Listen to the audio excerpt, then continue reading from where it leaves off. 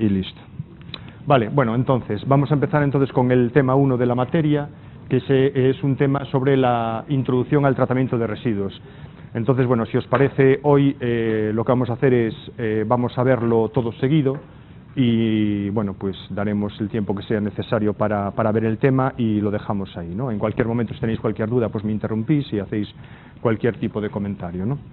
Bueno, entonces, si nosotros estamos hablando del tratamiento de residuos, lo que tenemos que pensar es, bueno, ¿por qué se generan los residuos, no? Entonces, inicialmente había, digamos, la situación anterior a la nuestra es que había un nivel de vida más bajo, había, digamos, menos productos, menos oferta, y lo que había era un estilo de vida diferente donde los productos tenían una vida útil mucho más larga, ¿no? Donde las cosas, cuando envejecían, ¿no? Pues intentaban arreglar antes de convertirlas en un desecho, en un residuo, y por tanto la generación de residuos era pequeña, ¿no? Pero con el desarrollo industrial y con la mejora del nivel de vida y con la cultura de usar y tirar, pues hay un aumento importante de los residuos, y ese aumento importante de los residuos tiene un efecto negativo, evidentemente, en el medio ambiente. Entonces, bueno, debido a ese efecto negativo en el medio ambiente, pues surgen esas políticas ambientales que lo que pretenden es buscar una solución adecuada para la gestión de los residuos y evitar esos efectos negativos. Y esas políticas ambientales están basadas en esa regla que todos conocéis, que es la regla de las 3 R's, que, bueno, dice que es reusar, reciclar y reducir, ¿no? Entonces, lo primero sería intentar reducir la cantidad de residuos que se generan. Lo segundo es intentar reusar aquellas cosas para que no se conviertan rápidamente en un residuo, es decir, reusar sería usar algo con el mismo fin, ¿no? Entonces, cuando alguien, bueno, pues una botella de refresco, ¿no?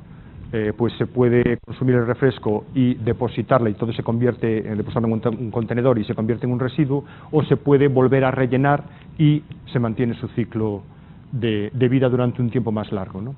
Y la tercera R sería la de reciclar, que consiste en utilizar los materiales de los residuos, utilizarlos como materias primas para generar nuevos productos, ¿no? Entonces, el vidrio de la botella pues se podría volver a fundir y fabricar otra botella o cualquier otra cosa, ¿no? Bueno, pues todo esto, estas políticas ambientales y esta idea de las 3 R's, lo que pretende, bueno, la forma de aplicarlo, digamos, en la práctica sería intentar desarrollar nuevas tecnologías que hagan que la reutilización y el reciclaje de los materiales sea factible desde un punto de vista rentable, ¿no? Y al mismo tiempo generar nuevos métodos de producción que generen menos residuos o que también consuman menos materias primas, menos agua, menos energía, etcétera, ¿no? Por lo tanto, son ambientalmente más adecuadas, ¿no? Por lo tanto, son dos cosas que tenemos que tener en cuenta, ¿no? Es decir, mejorar los procesos para que los residuos sean más fácilmente reciclables y mejorar los procesos de producción para que los productos que consumamos generen menos residuos, ¿no? Bueno, lo primero entonces sería definir el residuo, y entonces tenemos aquí varias definiciones. La primera es de la directiva de la Unión Europea, bueno, de la directiva del 75/442, que dice que un residuo es cualquier sustancia o objeto del cual se desprenda su poseedor o tenga obligación de desprenderse en virtud de las disposiciones nacionales vigentes. La OCDE lo define como aquellas materias generadas en las actividades de producción y consumo que no han alcanzado un valor económico en el contexto en que fueron producidas debido tanto a la inexistencia de tecnología adecuada para su aprovechamiento como a la inexistencia de mercado para los productos recuperados. Básicamente esto hace un poco referencia a lo que comentábamos antes, ¿no? Un residuo es algo que ya no tiene un valor, pero que si tenemos una tecnología y si encontramos un mercado para ese material, deja de ser un residuo y empieza a ser algo útil, ¿no?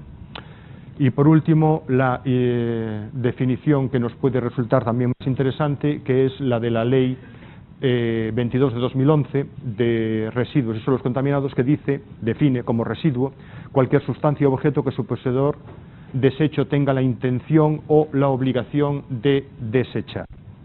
Vale, y esta definición, bueno, pues es importante porque en el tema de medio ambiente, como en cualquier otro tema,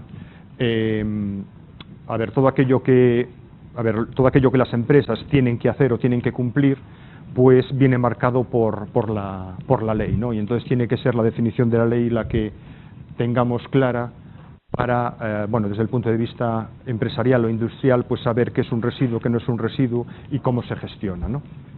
Bueno, si hacemos una clasificación de residuos, los podemos clasificar en diferentes grupos en función, bueno, en función de su estado de degradación o otras propiedades. Entonces tendríamos residuos gaseosos que pueden ser contaminantes o no contaminantes, tenemos aquí los ejemplos, ¿no? Entonces los contaminantes pues tendremos gases clorados o monóxido de carbono, dióxido de azufre, óxidos de nitrógeno, es decir, sustancias que son nocivas para los organismos vivos, u otras sustancias que en principio no son nocivas para los organismos vivos, ¿no?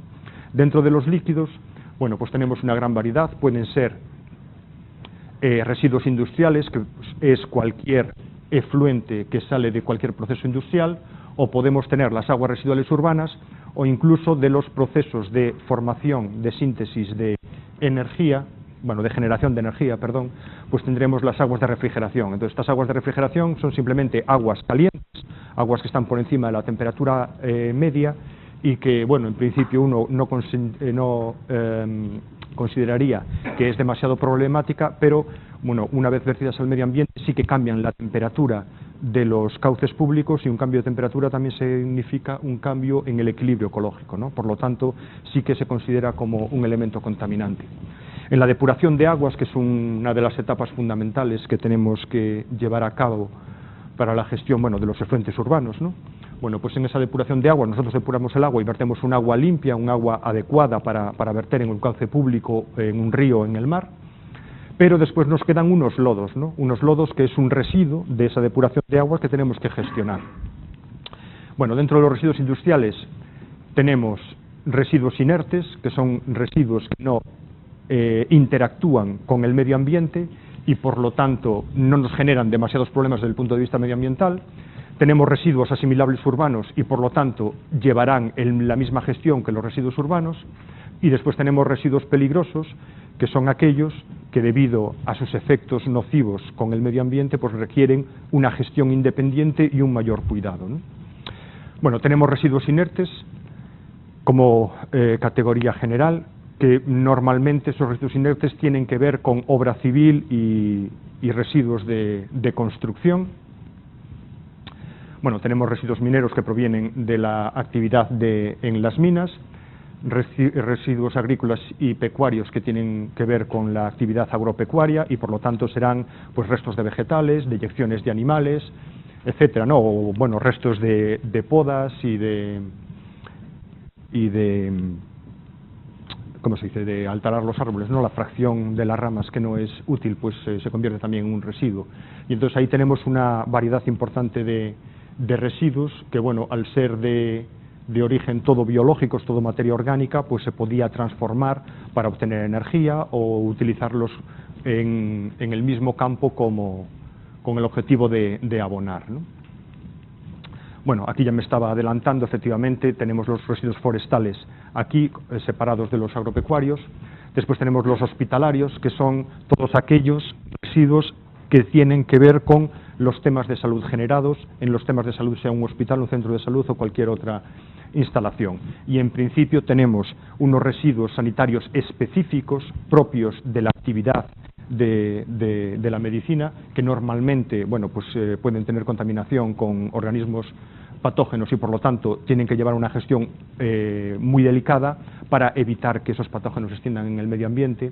Y tenemos residuos asimilables a los urbanos, bueno, pues del mismo modo que en cualquier otra actividad, pues en los hospitales se pueden generar restos de papel, de plásticos, etcétera, que en principio no están contaminados y que pueden llevar una gestión exactamente igual. Y por último tenemos los residuos radiactivos, que debido a su peligrosidad siempre van clasificados y gestionados de forma independiente, ¿no? No se ve completamente esto, a ver si podemos bajar un poquito. Vale. Y entonces hay residuos de alta actividad y de baja o media actividad en función, bueno, pues de la actividad radiactiva que tenga cada residuo, ¿no? Bueno, vamos a empezar primero por los residuos sólidos urbanos. Lo primero es definir qué es un residuo urbano, ¿no? Bueno, pues los residuos sólidos urbanos son aquellos generados en los domicilios particulares, comercios, oficinas y servicios, así como todos aquellos que no tengan la calificación de peligrosos y que por su naturaleza o composición puedan asimilarse a los producidos en los anteriores lugares o actividades. Entonces, básicamente, los residuos urbanos son los residuos domiciliarios, pero a esos hay que añadirle otro tipo de residuos que tienen características similares y que también se generan en el ámbito urbano, ya sean residuos comerciales, de actividad comercial, o ya sean de limpieza de la vía pública, de parques, de jardines. Bueno, pues puede haber restos de muebles, de enseres, de vehículos abandonados, de residuos de escombros y obras menores, reparaciones en los domicilios, etcétera, ¿no? Pero en principio son todos residuos que deberían de tener la calificación o que tienen la calificación de no peligrosos y que se generan en el ámbito urbano, ¿no? Independientemente de que sean realmente residuos domiciliarios, comerciales, incluso se incluyen dentro de esta categoría residuos industriales que no sean peligrosos y residuos agropecuarios que estén, digamos, bueno, que tengan esa actividad en el entorno de la ciudad y que por tanto vayan a parar a los mismos contenedores y que, bueno, que puedan ir a parar a los mismos contenedores porque tienen también las mismas características, ¿no?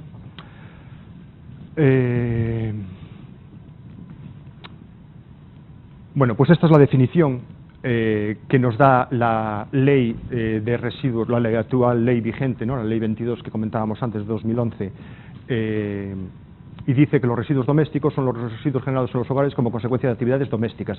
Se consideran también residuos domésticos los similares a los anteriores generados en servicios o industrias, que es lo que acabamos de comentar, ¿no?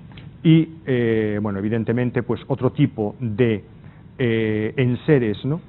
Como pueden ser restos de, bueno, aparatos eléctricos, electrónicos, ropa, pilas, acumuladores, muebles, enseres, etcétera, y residuos de escombros procedentes de obras menores de construcción, pues también tienen esa categoría de residuos domésticos, ¿no? Y después todos aquellos relacionados con limpieza de obras públicas, zonas verdes, áreas recreativas, playas, etcétera, y define la ley como residuos comerciales aquellos residuos generados por la actividad propia del comercio, al por mayor y por menor, de los servicios de restauración y bares y de las oficinas de los mercados, así como el resto del sector servicios.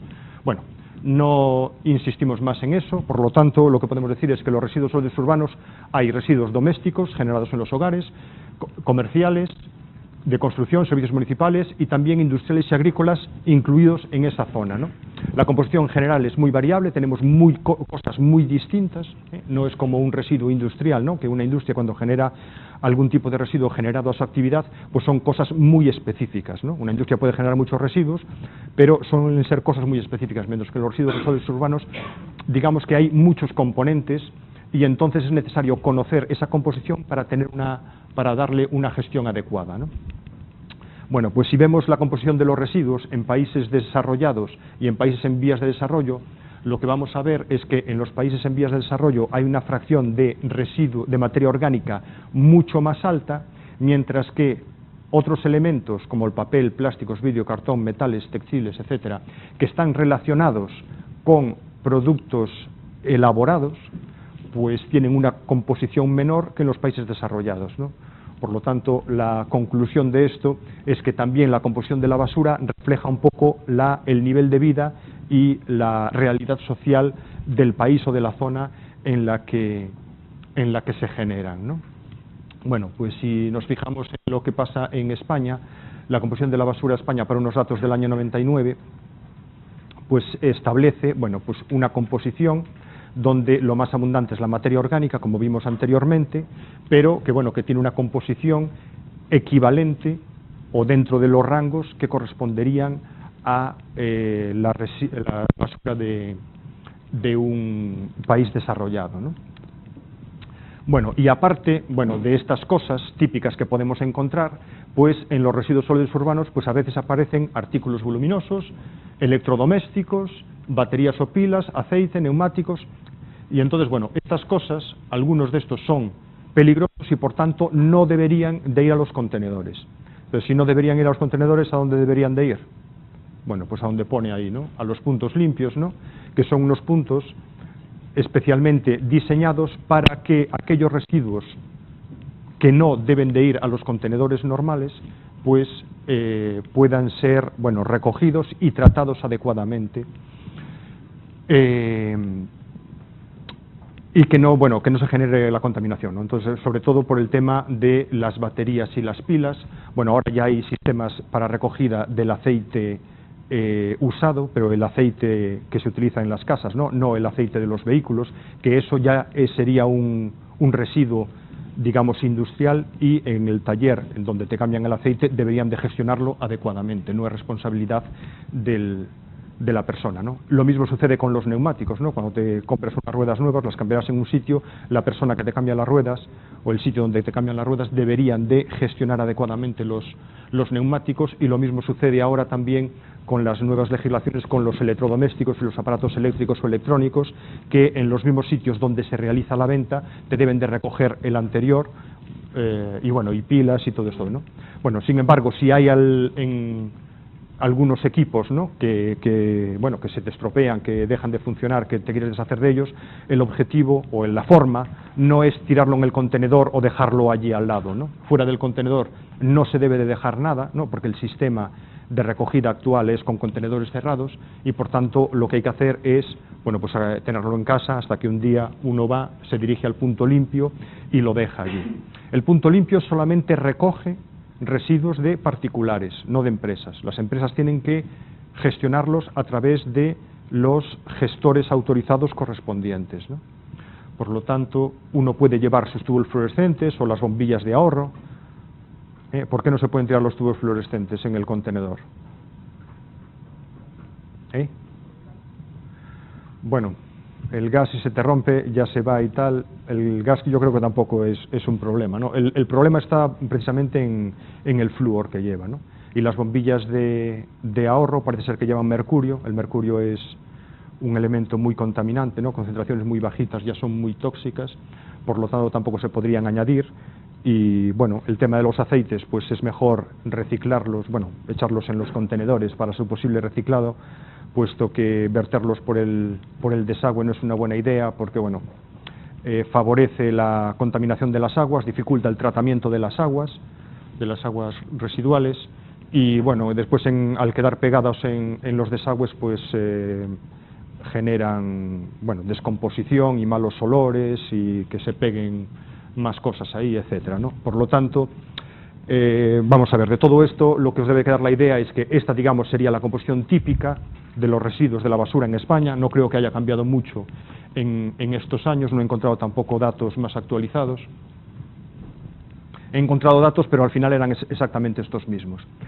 Y de todos los productos peligrosos que se generan en el hogar, nosotros tenemos que ser lo suficientemente responsables como para no ponerlos en los contenedores, sino llevarlos al punto limpio en el momento adecuado, ¿no? Y bueno, en cuanto al volumen de residuos, bueno, pues para los países desarrollados se estima que el valor medio oscila entre 0,95 y 1,45 kilogramos de habitante por día, y el tema es qué sucede en España, ¿no? ¿Cuánta basura generamos?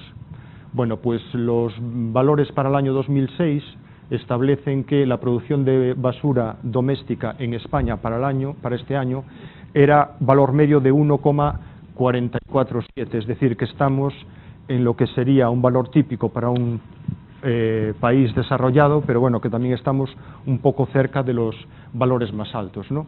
Y si vamos por comunidades autónomas, pues vemos cómo hay comunidades autónomas con valores mucho más altos. En Galicia tenemos un valor realmente pequeño comparado con el resto del contexto, y bueno, normalmente aquellas comunidades más desarrolladas generan mayor cantidad de basura por habitante y día, pero no siempre así, ¿no? Porque Andalucía tiene un 1,78, ¿dónde está Madrid? Madrid 1,56, un valor más bajo, y Cataluña 1,60, también están por encima de la media, ¿no? En un caso particular sería el de Melilla, ¿no? Pero bueno, cuando se hacen valores para comunidades pequeñas es fácil que salgan números extraños, puesto que, por ejemplo, si tienen muchos visitantes, ¿no? Los visitantes no cuentan en la población, pero sí que generan residuos. Por lo tanto, en comunidades pequeñas yo no me fijaría demasiado, pero en las otras sí que vemos que hay una dispersión importante, ¿no? Entre zonas donde tienen hasta un 2 y zonas que estamos mucho más por debajo, ¿no? Bueno, pues ¿cómo es la evolución de los residuos sólidos urbanos en España? Pues los datos del Eurostat y del Ministerio de Medio Ambiente pues indican que la basura en España ha crecido mucho y ha crecido mucho más de lo que ha crecido en Europa, ¿no?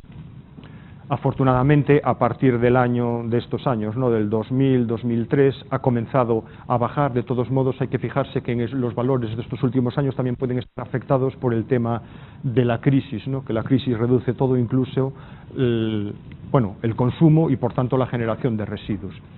Entonces, bueno, pues el problema, digamos, es que estamos por encima de la media europea significativamente.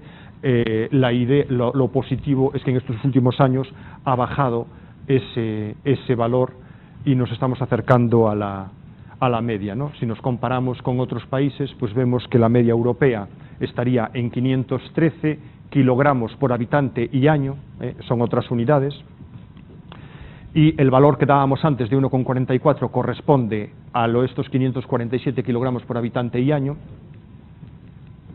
Y bueno, por encima tenemos países más desarrollados como Alemania, Austria, Holanda, pero bueno, Dinamarca, que tiene un valor mucho más alto, pero después también hay otros países similares al nuestro, ¿no?, y próximos, como pueden ser Francia e Italia, y que tienen valores menores, ¿no?, ligeramente menores, pero sí menores.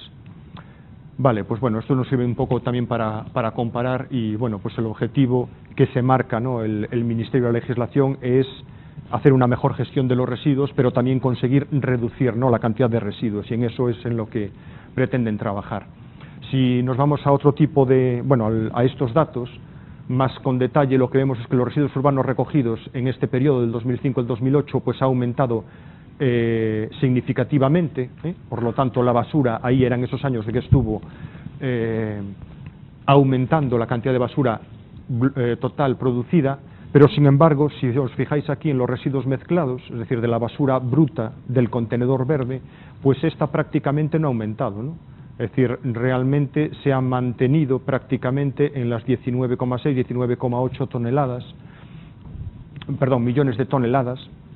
Y entonces, bueno, si ha aumentado la basura, ¿qué es lo que ha aumentado? Pues lo que ha aumentado ha sido la recogida, fundamentalmente la recogida selectiva. Es decir, que la cantidad de basura que se genera ha aumentado, pero afortunadamente la cantidad no separada se mantiene y ha aumentado la recogida de fracciones separadas, ¿no? Por lo tanto, bueno, parece que el reciclaje pues va avanzando, ¿no? De todos modos, si nos fijamos en lo que pasa con la gestión de los residuos urbanos en España para el año 2009, vemos que el vertido, el dejar un vertedero es un 52%, es más de la mitad. La incineración está en un 8,8% y el resto pues es un reciclado y otras formas de reciclado un 24%, incluyendo el compostaje, ¿no? Son diferentes tipos, es decir, la materia reciclada, plásticos, papel, cartón, etcétera, pues sería esto, y esto sería la gestión en compostaje y otras formas de posible reciclado. De todos modos, el tener un destino de vertedero del 52% son valores muy, muy altos, y esto es lo que habría que intentar reducir. Aquí tenemos un poco cuáles son los tratamientos, ¿no?, en España y en la media europea, y lo que vemos es que los residuos que van a vertedero en la Unión Europea tienen una tendencia de bajada, mientras que en España pues esa tendencia no está así, ¿no? Aquí un poco está la línea quebrada, no sé exactamente debido a qué, no había una explicación en el informe, pero bueno, en los últimos años parece que ha bajado, pero todavía nos encontramos bastante lejos de lo que sería la media europea, y al mismo tiempo en Europa aumenta la incineración de residuos, y bueno, en España también aumenta, aunque un poco más tímidamente, ¿no? Bueno, otro tema importante que tenemos que conocer para la gestión de los residuos son las propiedades físicas, químicas y biológicas, ¿no? Entonces, conociendo esas propiedades, pues nosotros sabemos un poco qué es lo que se puede, qué es lo que no se puede hacer. Entonces, básicamente, bueno, de las propiedades físicas, la densidad, humedad, tamaño de partícula, distribución de tamaño de partícula y porosidad, entiendo que no hace falta explicar porque son conceptos que que se entienden directamente, ¿no? La única que puede tener un poco de dificultad es la capacidad de campo, y básicamente la capacidad de campo es cuando nosotros depositamos un residuo en un vertedero, pues llueve, ¿no? Y entonces ese residuo se moja y absorbe humedad. Entonces, digamos, la capacidad de campo es la cantidad de humedad que un residuo o cualquier otro material puede retener en contra de la gravedad. Entonces, una vez que se supera la capacidad de campo, entonces empieza a lixiviar, ¿no? A liberar agua. Por lo tanto, la capacidad de campo sería la cantidad máxima de agua que puede retener un residuo sin que haya lixiviado, y una vez que se supera, entonces empieza a generarse ese lixiviado. Y desafortunadamente, ese lixiviado, pues lo que hace es lavar el residuo, y por lo tanto toda aquella fracción de componentes solubles pues va a ser arrastrada, y por tanto el lixiviado siempre va a tener mucha contaminación orgánica, inorgánica y microbiológica. ¿Vale? En cuanto a las propiedades químicas, lo que tenemos que conocer básicamente, bueno, pues es saber un análisis elemental, saber qué concentración de diferentes componentes puede haber para saber si nuestros residuos son un riesgo para el medio ambiente. Entonces podemos analizar pues el contenido en metales y en otros elementos, y podemos también determinar pues el poder calorífico, sobre todo si lo queremos utilizar como fuente de energía, es decir, quemarlo para obtener energía. Entonces podemos determinar también ese poder calorífico, o incluso la relación carbono-nitrógeno, que es necesaria para los procesos biológicos, ¿no? ¿Por qué es necesaria para los procesos biológicos? Bueno, pues porque en un proceso biológico los microorganismos crecen y degradan la materia orgánica, pero necesitan el nitrógeno como nutriente para crecer. Si no hay suficiente nitrógeno, la degradación biológica va a ser lenta, ¿no? No va a funcionar bien. Y si hay demasiado nitrógeno, pues termina formándose mucho amonio, y eso trae consigo, bueno, pues malos olores, ¿no? Por lo tanto, no es bueno ni un exceso de nitrógeno ni un defecto.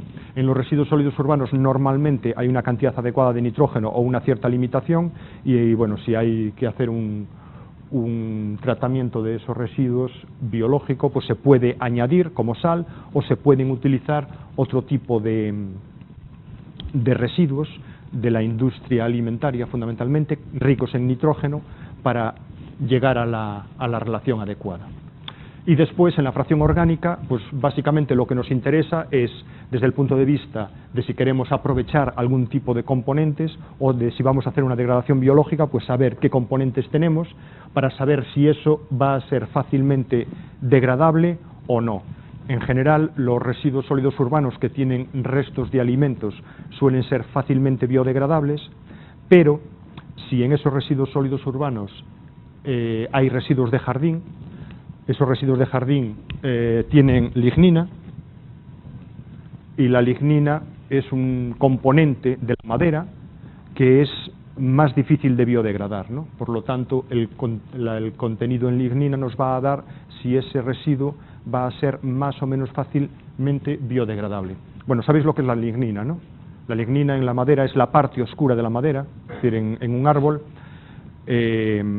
podemos distinguir, bueno, básicamente dos partes, ¿no? La celulosa, que sería la parte blanca, ¿no? La parte más clara de la madera, y la lignina, que sería esa parte oscura. Entonces la lignina es un polímero, bueno, pues con ese color oscuro, y debido a su estructura, pues es difícil de biodegradar, ¿no?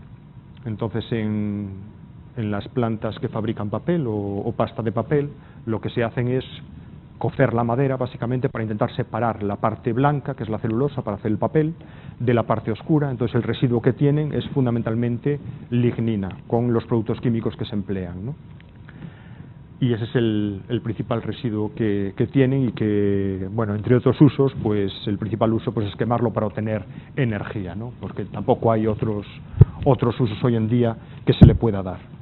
Y entonces, bueno, pues debido a esto, si tenemos residuos de jardín, pues vamos a tener unos residuos más difíciles de biodegradar que si tenemos fundamentalmente restos de alimentos, ¿no?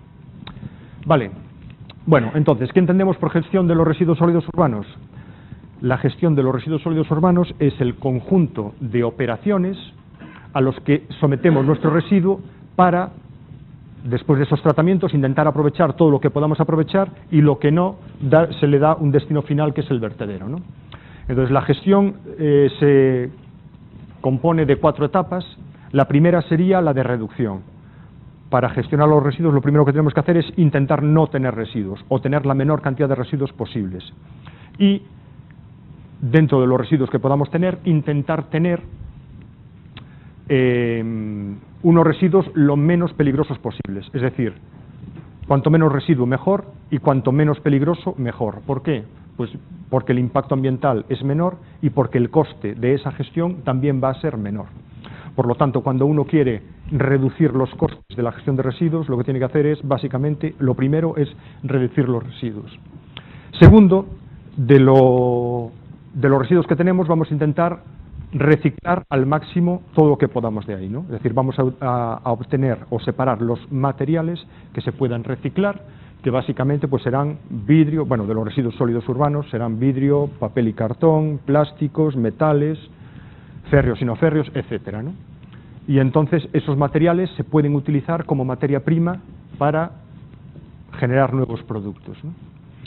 Bueno, de lo que nos queda, lo sometemos a un proceso de transformación para intentar obtener algún beneficio. ¿Y cuáles son esos procesos de transformación? Bueno, pues podemos incinerarlos, que sería la última de las opciones para obtener energía, y antes podemos someterlos a procesos de transformación físico-químico-biológica para obtener, bueno, pues en una transformación biológica pues podemos obtener biogás, que es una fuente de energía, o podemos obtener un compost, que lo utilizamos como enmienda del terreno, ¿no? Como aporte de nutrientes.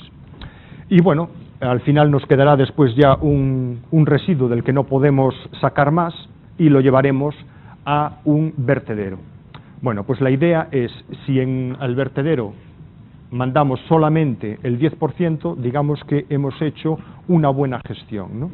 Es decir, se considera una buena gestión si a vertedero va solamente un 10% e intentamos reciclar al máximo, y de lo que no se puede reciclar, pues transformar para obtener, bueno, productos como el compost, el biogás o simplemente energía. Vale. Bueno, ¿qué fases tenemos en la gestión de los residuos sólidos urbanos? Pues la primera sería la fase de prerecogida, que básicamente, bueno, ahora yo creo que está muy bien definido esto, ¿no? Simplemente tenemos una recogida selectiva con diferentes contenedores y hay que poner cada residuo en el contenedor correspondiente, ¿no?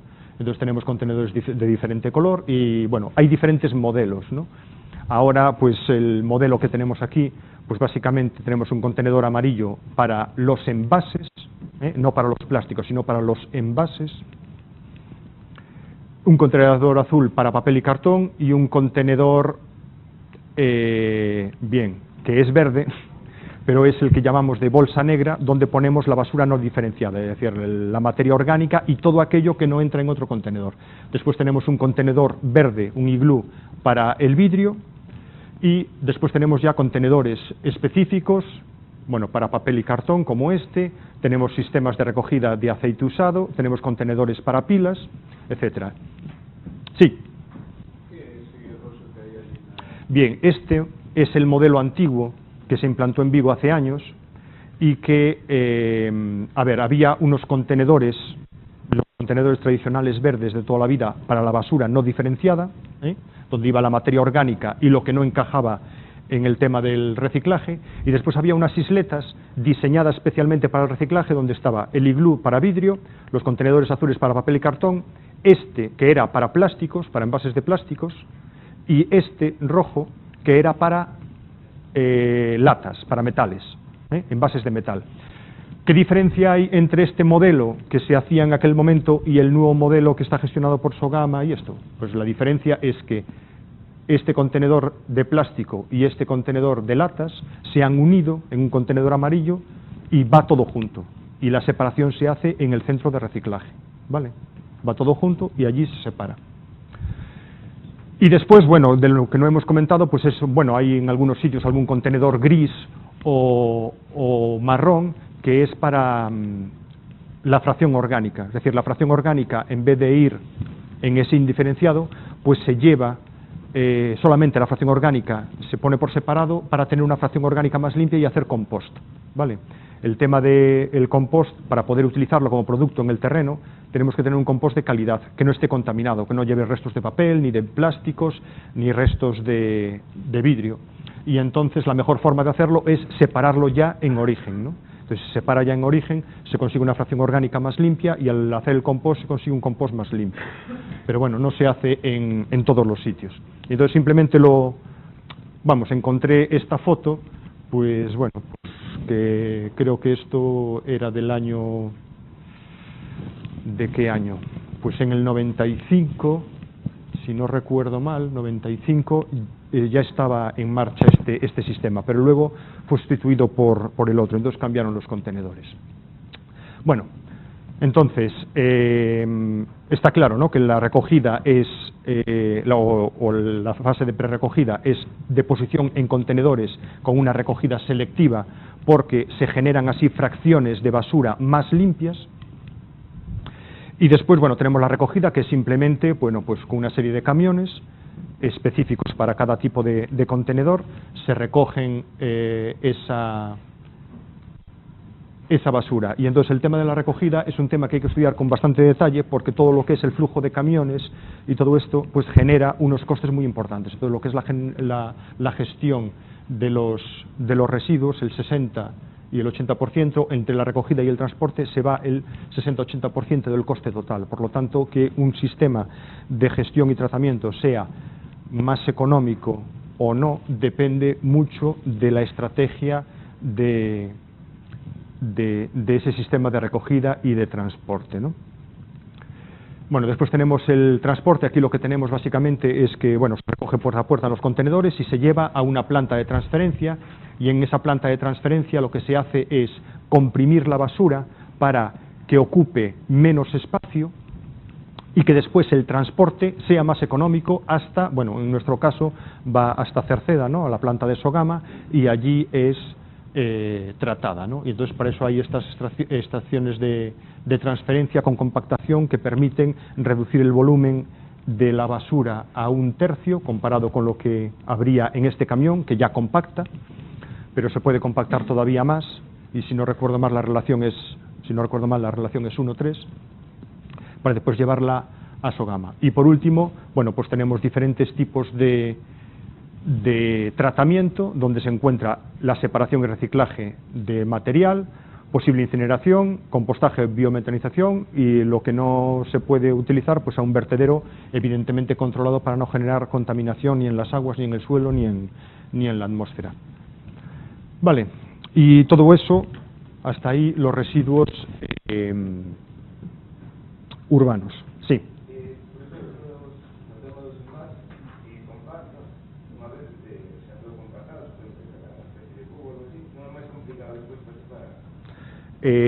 No, porque realmente no queda pelmazado, ¿eh? Es decir, después cuando llega a Sogama, bueno, desde aquí va en tren, va en contenedores que van colocados sobre bueno, se transporta por tren. Eso después se vacía allí y está, vamos, separado, ¿no? Está sueltas las piezas, no están compactadas. Después lo que es la fracción para reciclar, sí que allí las separan, clasifican los diferentes tipos de plásticos y los diferentes tipos de metales. Bueno, tienes latas de aluminio, metales férreos, diferentes tipos de plástico, bricks, y eso sí que se compactan en esos cubos y se ponen flejes para que se mantengan y se mandan a los centros recicladores, porque aquí no se recicla. Que yo sepa, en Galicia no hay ningún centro reciclador de esos elementos. ¿Vale? ¿Alguna otra cuestión? Sí. ¿Recogida tradicional hermética y neumática? A ver, la recogida tradicional se refiere, ya no me he parado porque se refiere a lo que se hacía antes, que las bolsas se ponían en la puerta o en un punto, y el camión de la basura venía e iba recogiendo las bolsas. Lo que pasa es que esa recogida tradicional ha desaparecido, ahora es todo con contenedor, y nada que esté fuera de los contenedores se recoge. De hecho, antes en Vigo, bueno, todavía queda algo, ¿no? Pero antes en Vigo en cada camión iban 3 personas, ¿no?, un conductor y 2 operarios atrás, para vaciar los contenedores. Entonces, si había algo fuera, también lo podían coger. Pero ahora el sistema ha cambiado a contenedores más grandes y solamente hay una persona, que es el conductor, el que controla toda la operación de vertido. Entonces, todo lo que está fuera del contenedor no se recoge. Evidentemente, cuando hay cosas fuera del contenedor, pues hay otro retén de personas, otro grupo de personas que sí termina recogiendo, ¿no? Si no, eso quedaría ahí. Pero la idea es que no haya nada fuera del contenedor. Por lo tanto, la recogida tradicional sería el recogido manual de las bolsas. ¿Cuál era la siguiente, perdón? La hermética sería en contenedor, y la neumática la tengo ahí, no os la comenté, pero os comento que la neumática básicamente es instalar unas tuberías subterráneas por las que se hace vacío. Entonces tú lo que tendrías sería en un punto determinado una boca donde pones tu bolsa de basura y cierras, y el sistema periódicamente pues hace vacío y se lleva las bolsas de basura a través de un sistema. Entonces eso, sí, dime. ¿Eran estos que ponían subterráneos y después que había problemas? Son distintos, es decir, en los contenedores puede ser un contenedor de plástico normal en superficie o puede ser un contenedor subterráneo. Entonces, en el contenedor subterráneo la ventaja que tiene es que es más bonito, porque no tienes, no se ve la basura físicamente, no se ve el contenedor. Entonces, después lo que viene es, ese sistema, pues habrá que levantarlo. No sé realmente cómo funciona. Creo que alguna persona había quedado. sí. Es decir, eso hay que levantarlo y se vacía, ¿no? Es decir, el contenedor está debajo, se levanta y se vacía y necesitas un equipo, ¿no? Entonces, periódicamente hay que vaciarlo. Y eso queda muy bonito, sobre todo en los cascos históricos de las ciudades y en zonas más residenciales, puesto que no se ven los contenedores. Entonces, pues hay sitios donde se están instalando y funcionan. Pero no es la recogida neumática. La recogida neumática es que tú realmente tienes un punto y lo que hay es una red de tuberías, y entonces con succión la basura se va y no necesitas que haya ningún tipo de transporte. ¿Vale? Entonces, ¿dónde se puede instalar? Pues se puede instalar en zonas residenciales o en los cascos históricos de las ciudades, o en donde hay calles estrechas y donde no es posible meter los camiones, es más complicado, ¿no? Entonces se puede instalar. Creo que en algún país nórdico lo tienen instalado, pero quizás el problema es que es más caro porque tienes que abrir todas las calles, hacer la instalación y después tienes los problemas de atascos que puede haber, y entonces pues habría que resolverlo. Yo aquí no conozco ningún sitio donde haya esa recogida neumática. No, lo de los contenedores simplemente sería otra forma de recogida hermética, ¿no? Entonces el contenedor está en superficie o está enterrado. Serían las dos opciones. Vale. ¿Alguna otra cuestión? Pues entonces, los residuos industriales, evidentemente, a ver, por favor. Los residuos industriales, entonces, son los que se generan en las actividades industriales y, en función de la actividad industrial, pues los residuos pueden ser muy variados, ¿no? Puede ser simplemente un efluente con calor o puede ser una contaminación orgánica, pues, muy compleja, ¿no? Entonces, pues tenéis ahí una tabla que podéis ver en función del sector industrial, alimentación, cemento, cerámica, extractiva, pues los tipos de residuos y la composición. Y eso, pues si algún día tenéis que hacer algún estudio de algún tipo de industria, pues esto os puede ayudar a saber, ¿no?, para cada sector cuáles son los residuos que se generan en cada uno de ellos, ¿no?, por lo menos los mayoritarios. Después tenéis fabricación de bienes de equipo, farmacéutica, madera y papel, metalurgia y siderurgia, petróleo, caucho y plásticos, industria química, industria textil, transformados metálicos y otras industrias diversas que no cogen en ningún otro sitio, ¿no?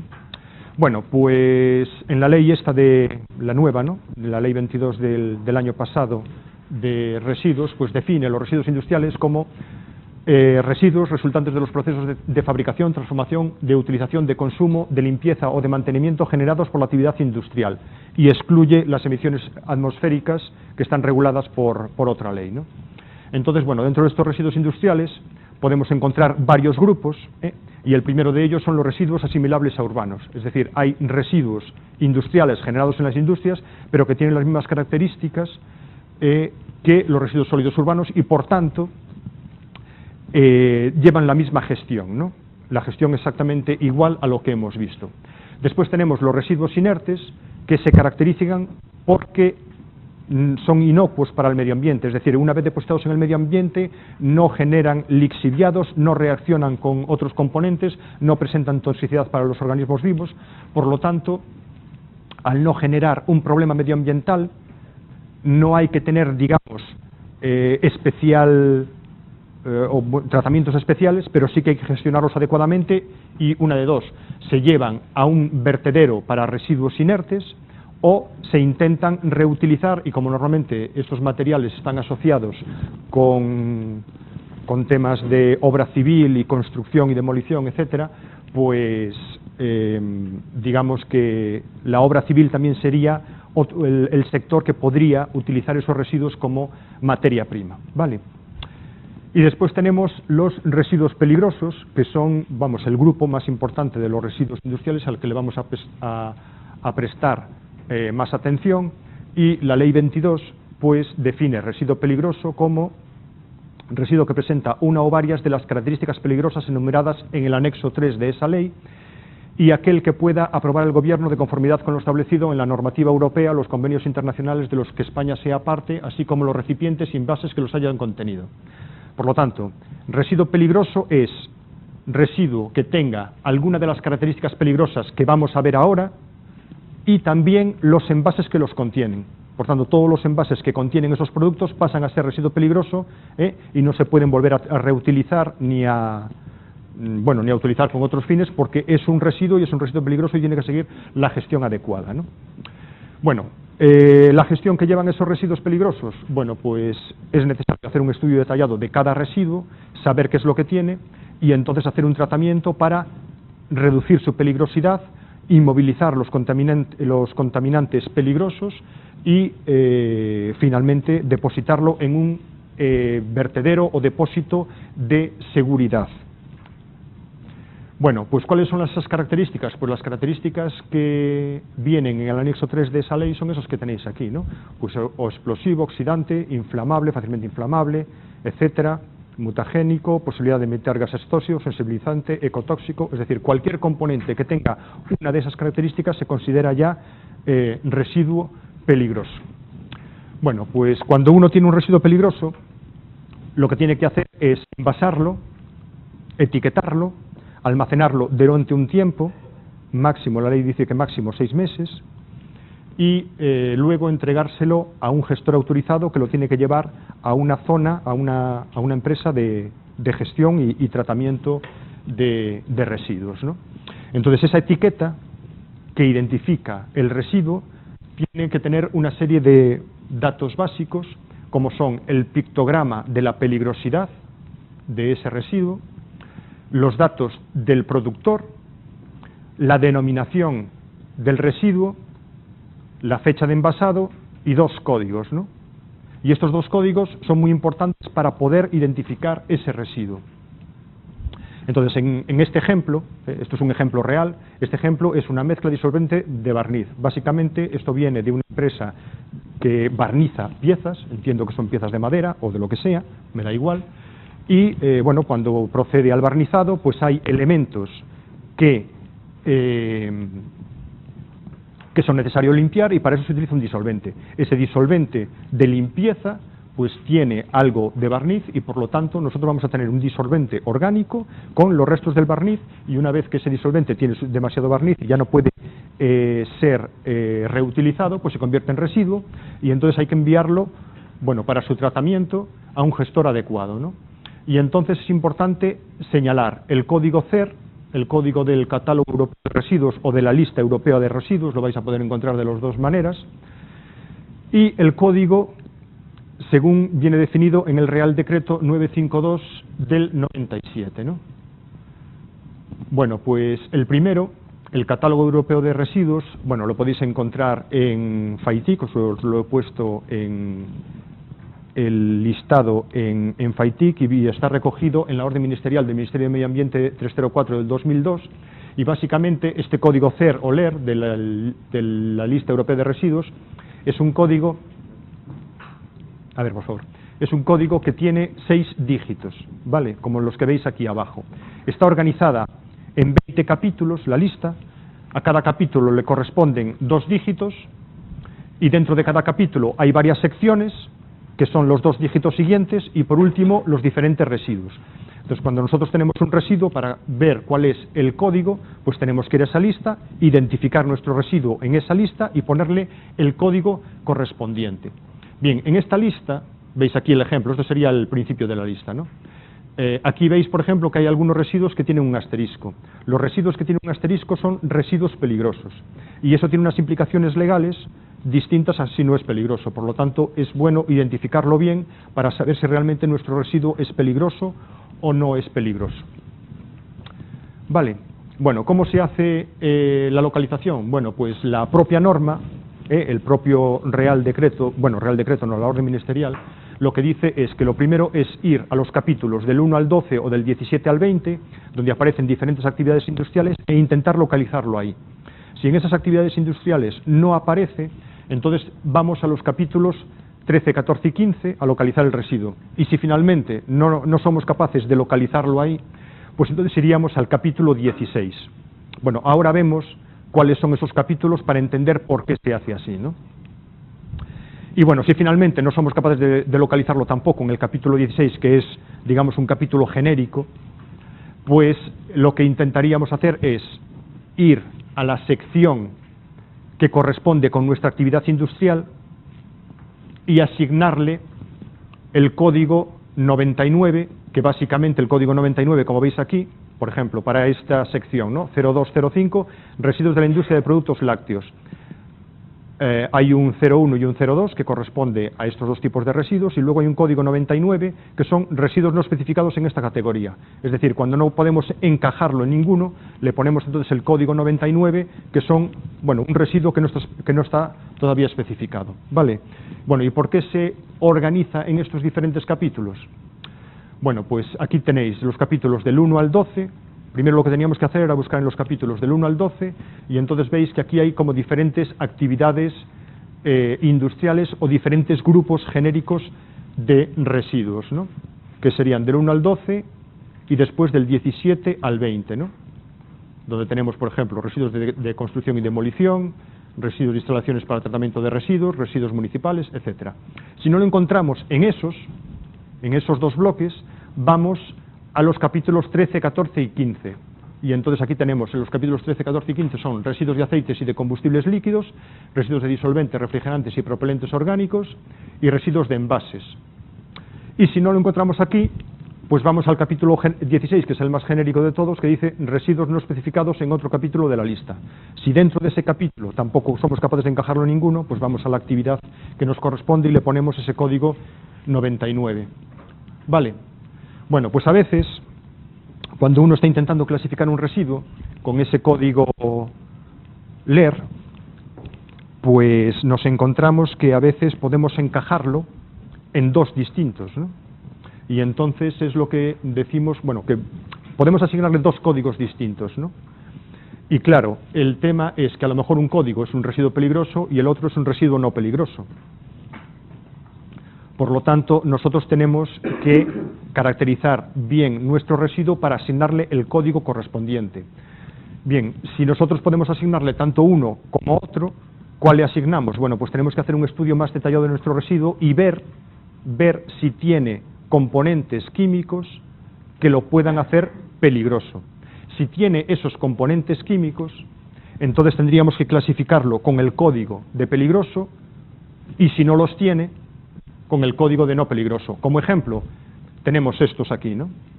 El ejemplo es que el 070111 son lodos de tratamiento in situ de efluentes que contienen sustancias peligrosas. ¿Vale? Y por lo tanto es un residuo peligroso.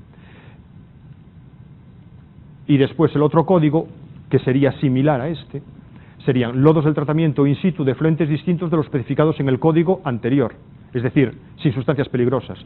Y entonces, bueno, si nosotros tenemos unos lodos de tratamiento y no sabemos si ponerle el 11 o el 12, pues tenemos que ver si nuestro lodo tiene componentes que lo puedan convertir, sustancias peligrosas, que lo hagan convertir nuestro residuo en peligroso o no. Y entonces, ¿qué es lo que tenemos que hacer? Bueno, pues analizarlo. Bueno, una de dos. O ya lo conocemos, ya sabemos lo que tenemos, o si no, tenemos que enviarlo a un laboratorio para que lo analice y que determine si hay esos componentes peligrosos. Entonces, bien, si se sobrepasan los umbrales de concentración para estas características, sería peligroso, y si tenemos alguna sustancia que tiene estas otras características, ya sería peligroso. Bueno, ¿y estas cuáles son? Pues las que acabamos de ver hace un rato, que tenemos a continuación, es decir, si es explosivo, comburente, infeccioso, emite gases en contacto con aire, agua, ácido, es una sustancia que da lugar a otras sustancias tras su eliminación o es peligroso para el medio ambiente, si encaja, si alguno de los componentes químicos de nuestro residuo encaja en alguna de esas categorías, ya sería peligroso y por tanto le tendríamos que asignar este código, bueno, tratándose de un lodo de tratamiento, claro. Es decir, tendríamos que coger ya el código de peligroso. Y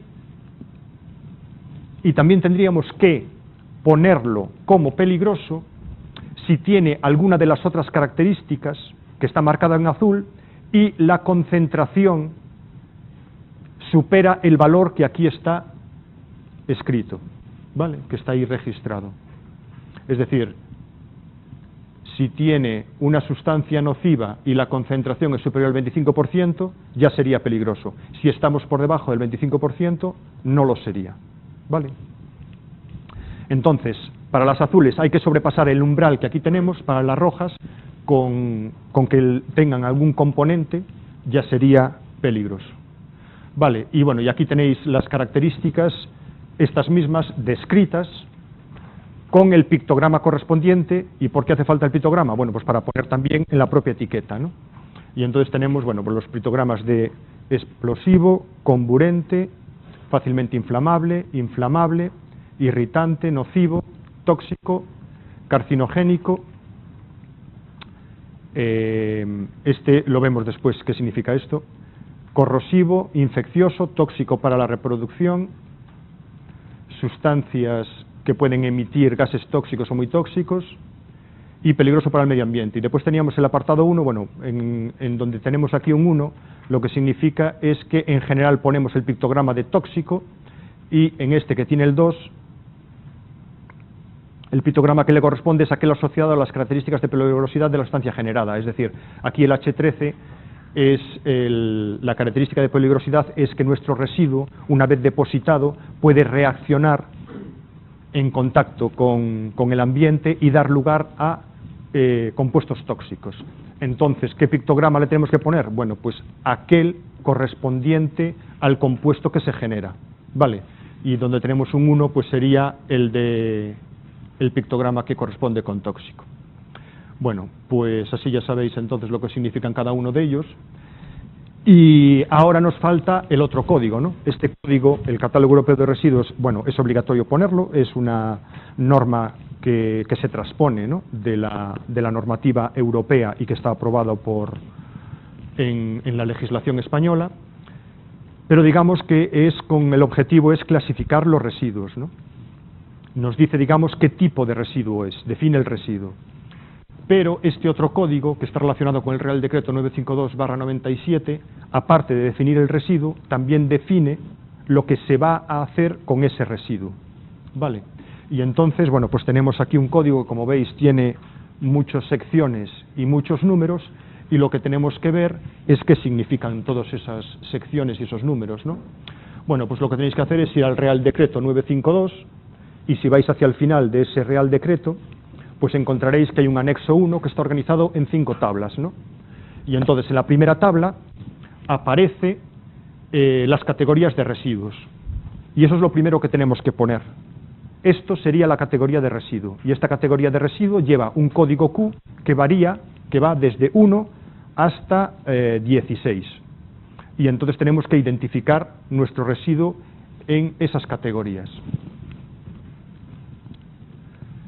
Después pasamos a la tabla 2, donde aparecen las operaciones de tratamiento de ese residuo. Y esa tabla 2 está dividida en dos partes, la parte A y la parte B. En la parte A aparecen operaciones de tratamiento cuando el residuo va a ser, digamos, destruido.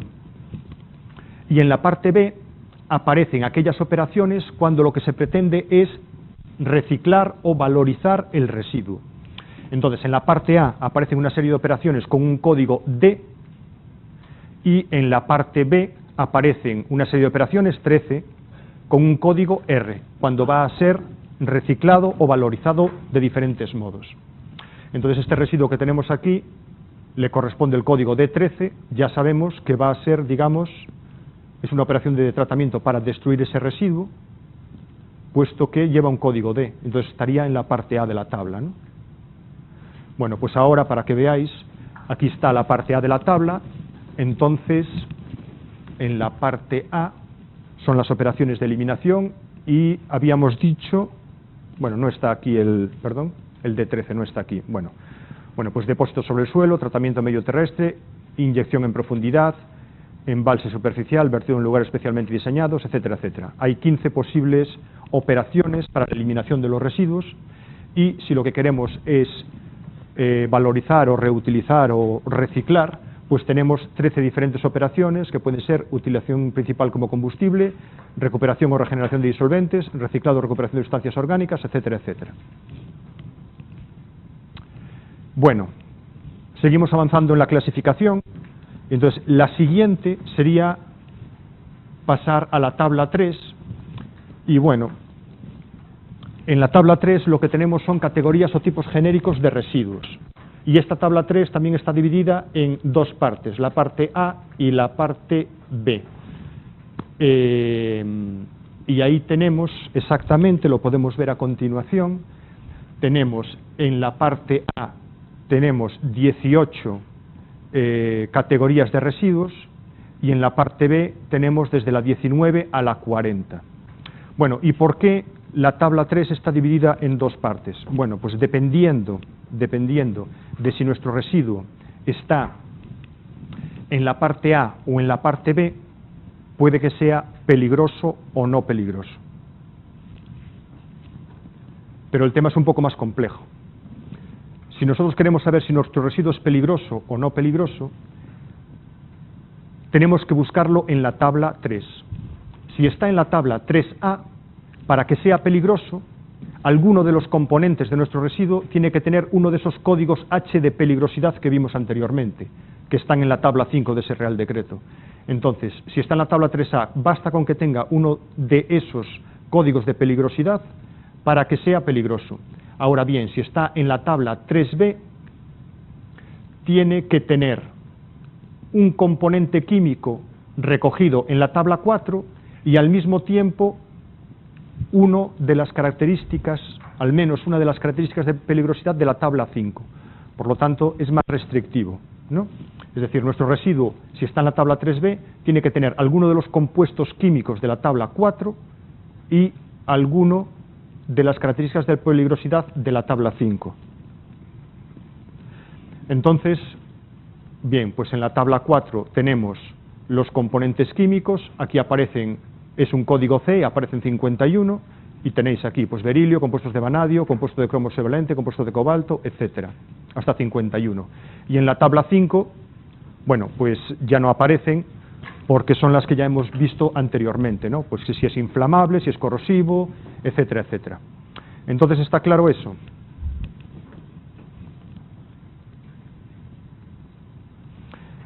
Esta clasificación entonces nos permite determinar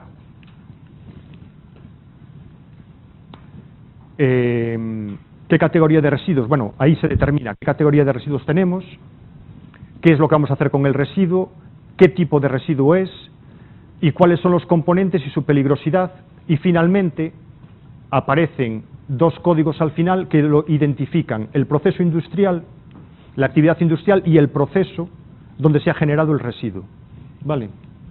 Que serían estos últimos dos. Bueno, pues como yo sé que esto así, a bote pronto, es un poco complicado, pues vamos a hacer un pequeño ejercicio para clasificar un residuo. Y entonces la información, para hacer todo esto, la tenéis recogida, bueno, en el Real Decreto 952, que es el que establece cómo se hace esta clasificación. Las actividades y procesos que generan residuos aparecen en este otro Real Decreto, en el 833, y bueno, en la orden ministerial de 2002, ahí aparece el catálogo europeo de residuos y aparecen también las operaciones de tratamiento, de eliminación y de valorización. bueno, realmente no sería necesario, pero como está vigente es importante tenerlo ahí. Bueno, pues entonces nuestro residuo, bueno, tenéis las tablas legislativas que os puse ahí, eso os puede ayudar, ¿no? Entonces nuestro residuo es la batería de un automóvil, no es un automóvil particular, es un automóvil de una empresa, y en un momento determinado esa batería pues deja de funcionar y se convierte en un residuo. Y entonces lo que tenemos que hacer es clasificarla, ¿no? Enviarla a un gestor, y para poder enviarla tenemos que ponerle nuestra etiqueta. Y entonces en la etiqueta pues tendría que poner el código europeo de residuo, que habría que buscarlo, pues ahora mismo no sé cuál es, tampoco lo he puesto aquí, no es algo que vayamos a hacer ahora. Lo que vamos a hacer es la otra clasificación. Entonces lo primero es ir a la primera tabla, permíteme un segundo, tenéis, esto no es el Real Decreto, es un extracto del Real Decreto, pero que bueno, que está todo más claro y más ordenado, pero que en FAITIC tenéis el texto del Real Decreto y el mismo Real Decreto incluso revisado, ¿no? Entonces lo que tenéis que hacer primero es ir a la primera tabla. A ver, el primer paso es ir a la tabla 1 y determinar cuál es la categoría de residuo, ¿vale? Entonces, ¿en qué categoría de residuo meteríais vosotros la batería? Bien, yo ya sé que tenéis los apuntes, que eso está ahí resuelto, pero sería bueno que echarais una ojeada y decidierais en qué sección debería de ir el residuo, vamos, este residuo que es la batería.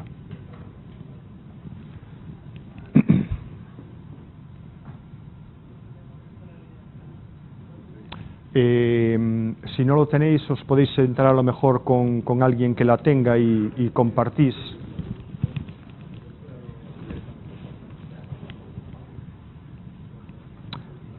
Bueno, pues yo lo que puse fue de esas 16 códigos Q, le puse el Q6 que corresponde con elementos inutilizados, ¿vale? Entonces se pone Q6, elementos inutilizados, y entonces ponemos 2 barras para separar del siguiente código que vamos a poner. Entonces vamos a la tabla 2 y decimos operaciones de tratamiento. La batería podemos hacer 2 cosas, o la vamos a eliminar o la vamos a intentar valorizar. ¿Vosotros qué haríais con la batería? ¿Perdón? Valorizar. ¿Y qué vais a aprovechar? Perdón, a ver. A ver, la batería es un residuo porque ya no funciona. Entonces no creo que seas capaz de cargarla. Pero ¿cuáles son los componentes de la batería de un automóvil? El plomo, los electrodos son de plomo. ¿Los 2 electrodos son de plomo? Hay un electrodo que es de plomo y el otro de dióxido de plomo. No me preguntéis ahora cuál es el ánodo o el cátodo, que no lo tengo muy fresco, pero... Es decir, tenemos... Bueno, pero básicamente es plomo. Por lo tanto, nosotros ese plomo podemos aprovecharlo para volver a fabricar cualquier cosa que tenga plomo, incluso otra batería. ¿La carcasa de qué es? De plástico, ¿no? Debe ser de polipropileno y probablemente pues también se pueda reutilizar. Y después tiene un líquido que es básicamente ¿qué? Agua con algo más, sí, con ácido, pero ¿qué ácido? Ácido sulfúrico. Y entonces, bueno, no sé si en la práctica se aprovecha o no, pero bueno, en todo caso, podríamos pensar en aprovechar también el ácido. Creo que no, ¿eh? Creo que lo único que se aprovecha en el reciclaje de las baterías es el plomo y el plástico. Dime. Se neutraliza y se formará la sal correspondiente y se tratará como un residuo y se depositará en un vertedero de seguridad. ¿El recipiente que lo contiene, antes se vio que si el contenido del recipiente era tóxico, el recipiente sería tratado como tóxico? Sí. ¿Es el recipiente que sería tratado como tóxico? Sí, pero bueno, que si lo tratas, puedes llegar a poder reutilizar, valorizar, ¿vale? Es decir, Cuando tienes un componente tóxico, el recipiente que lo contiene también es tóxico, evidentemente, y entonces tienes que hacerle el mismo tratamiento. Es decir, no solamente lo vacías y el recipiente pues lo lavas un poco y otra vez, ¿no? ¿De acuerdo? Bueno, entonces, queda claro que lo vamos a reciclar, entonces tenéis que ir ¿dónde? ¿A la tabla 2A o a la 2B? Pues tendremos que ir a la 2B, a las operaciones de valorización, le corresponderá un código R, y el código R, pues yo le puse ahí, esto no tiene tampoco mucho misterio porque está aquí abajo, el R4 que dice reciclado o recuperación de metales y de compuestos metálicos, porque lo que voy a hacer es reciclar el plomo.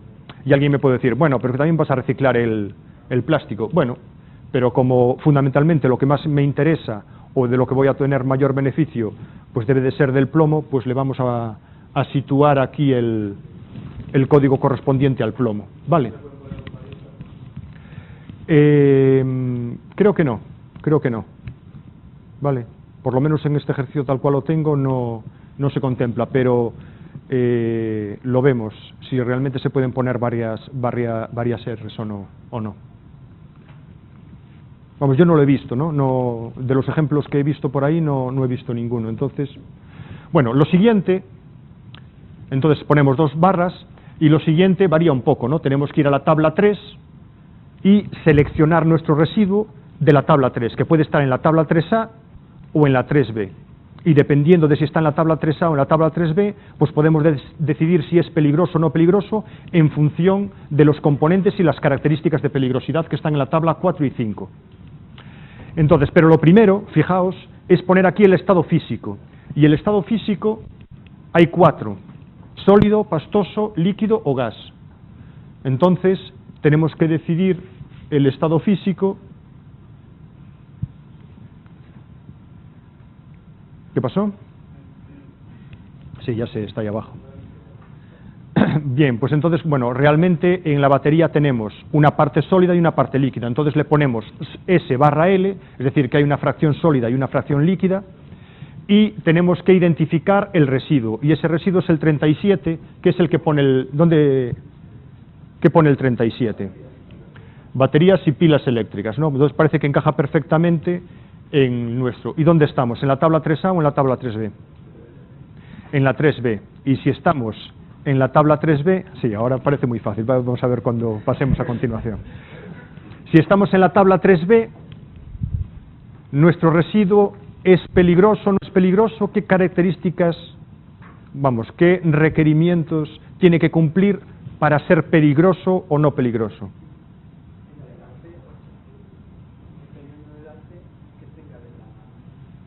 Es decir, tenemos que buscar, ya que está en la tabla 3B, tenemos que buscar un componente en la tabla 4 y una característica de peligrosidad en la tabla 5. Bueno, pues si vamos a la tabla 4,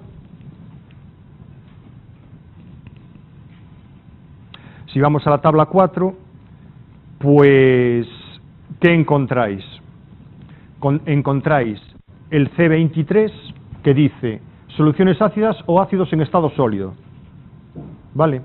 Entonces nuestra batería tiene una solución ácida, pero también tenemos el C18, que pone plomo y compuestos de plomo. Entonces, ¿qué código le ponemos?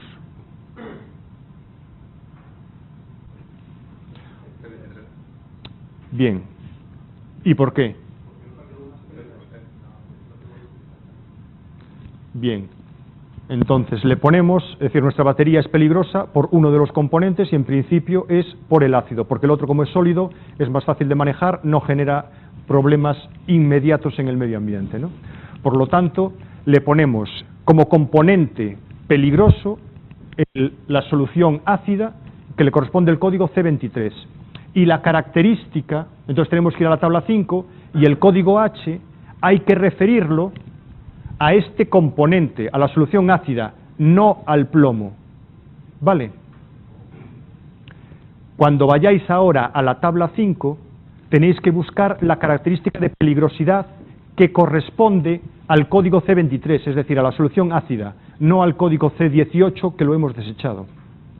¿Vale? Es decir, aquí lo peligroso, o lo que hemos considerado como peligroso, es la solución ácida y no el plomo. Por lo tanto, la característica de peligrosidad tiene que ser la de la solución ácida. No se puede poner la característica de peligrosidad del plomo.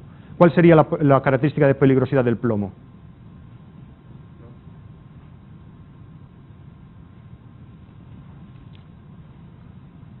Tenéis por ahí la tabla 5. Leéis así rápidamente y si alguien tuviera que pensar en el plomo, si es corrosivo, inflamable, no sé qué, ¿el plomo qué sería?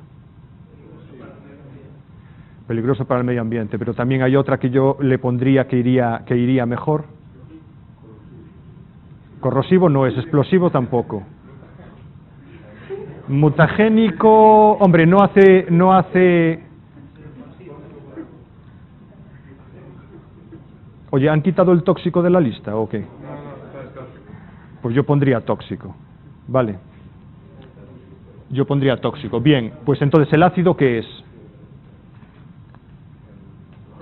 El ácido es corrosivo, le corresponde el H8, y entonces ahora tenemos que poner en qué industria se ha generado. Sí, dime. El ácido no es inflamable. Este en concreto no. La característica de inflamable se asigna normalmente a disolventes, que arden con mucha facilidad, ¿no? Pero una batería no tiene riesgo de explosión.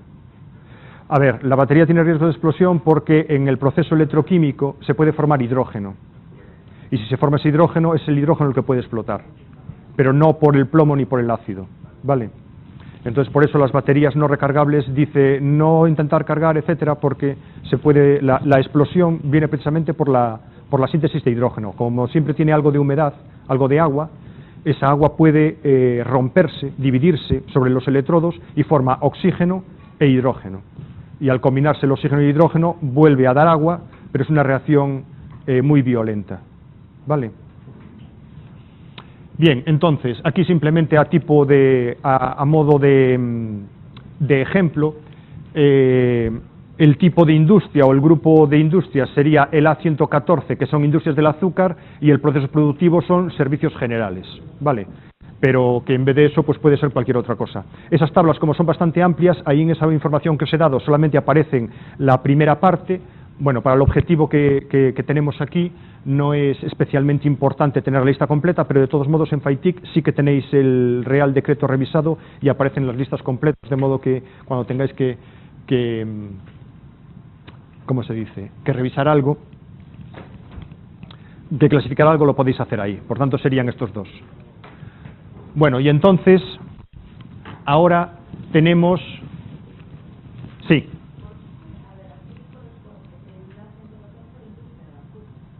Sí. Pero, ¿qué es lo que he dicho yo, no? Industrias del azúcar.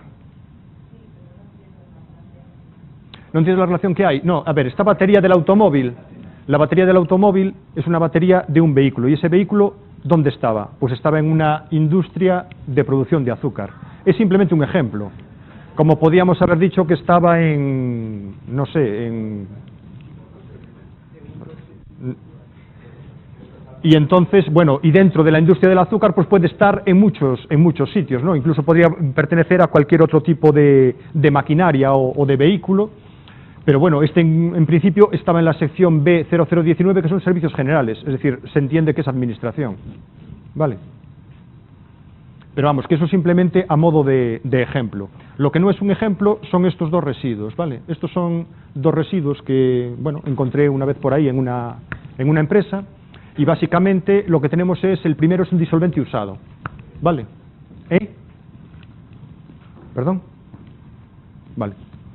Disolvente usado. Entonces, ese disolvente usado es un disolvente que se utilizaba para limpiar, bueno, por los dispositivos de pintura, ¿no? Es decir, había una empresa, pintaban lo que sea, materiales, diferentes chapas y tal, y entonces, bueno, pues unas veces pintan de rojo, otras pintan de verde, y entonces limpian esos dispositivos de pintado con un disolvente. Una vez que ese disolvente pues ya tiene demasiada pintura, no sirve para limpiar, pues se convierte en un residuo, y entonces lo envían a un gestor de residuos. Y entonces lo que quiero que me digáis es exactamente qué es lo que han puesto, ¿no? Ahí, ¿no? Que veáis. Es decir, el código, bueno, tenéis el catálogo europeo de residuos por ahí. No, me parece que no. Bueno, no sé si lo tenéis. Yo creo que tampoco lo tengo por aquí a mano. Bueno, no importaría. No importaría, eso lo dejáis, lo vemos, bueno, lo veis aparte y lo comentamos el próximo día. Pero lo que más me interesa es la otra parte, ¿no? Es decir, sería un Q7, el Q7 que corresponde en la tabla.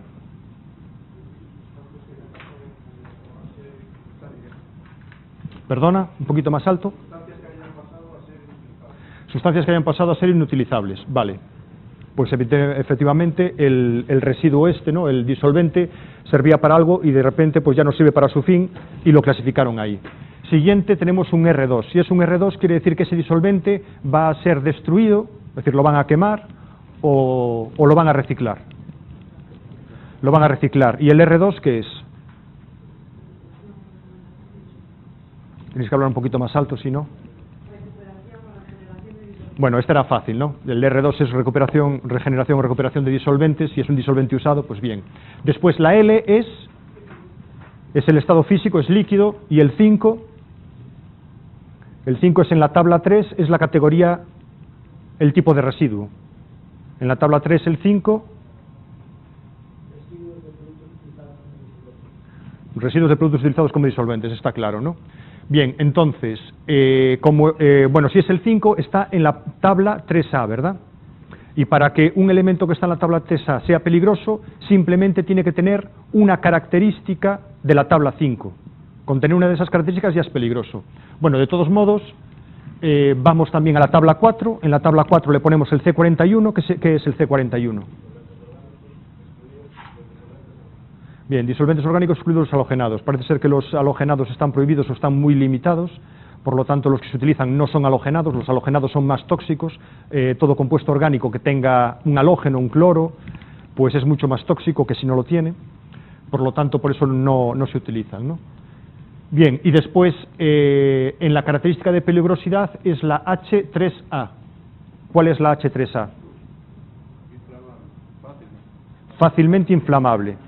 Entonces, bueno, evidentemente todos sabemos que cualquier disolvente arde con mucha facilidad, por lo tanto, como es el 5, es decir, está en la tabla 3A, con que tenga esa característica de peligrosidad de la tabla 5, ya es residuo peligroso, ¿vale?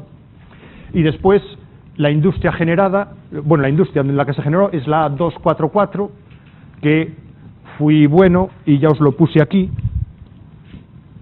que es aplicación de pintura, y el proceso es B3141, que es terminado superficial, es decir, es el acabado, bueno, la última capa de pintura que se le da. Bien, pues este disolvente usado, que va a ser reciclado, ¿cómo se recicla ese disolvente usado? Pues hay que separar del disolvente, hay que separar todo aquello que lo está ensuciando. Bueno, pues ¿cómo se puede hacer? Bueno, se puede hacer de muchas maneras, ¿no? O por lo menos más de una. Pues ¿cómo lo hacen? Pues por destilación. Calientan, el disolvente se evapora y los restos de pintura, como no son volátiles, quedan abajo, ¿vale? Entonces lo que se evapora se condensa y obtenemos un disolvente limpio, y al final ese disolvente limpio se puede volver a utilizar igual que el original, recupera sus propiedades, pero al final nos queda, en la unidad de destilación, nos queda un residuo sólido donde están concentrados los restos de pintura con restos de disolvente, y eso es lo que llamamos lodo de destilación. Entonces, ese lodo de destilación que quedó ahí, bueno, pues tiene un catálogo, tiene un código del Catálogo Europeo de Residuos y tiene una clasificación. ¿Vemos esa clasificación? Bien, la Q8, ¿qué es? ¿Un residuo de qué tipo? Residuo de procesos industriales. Bueno, una cosa bastante genérica, bien. Después, D15.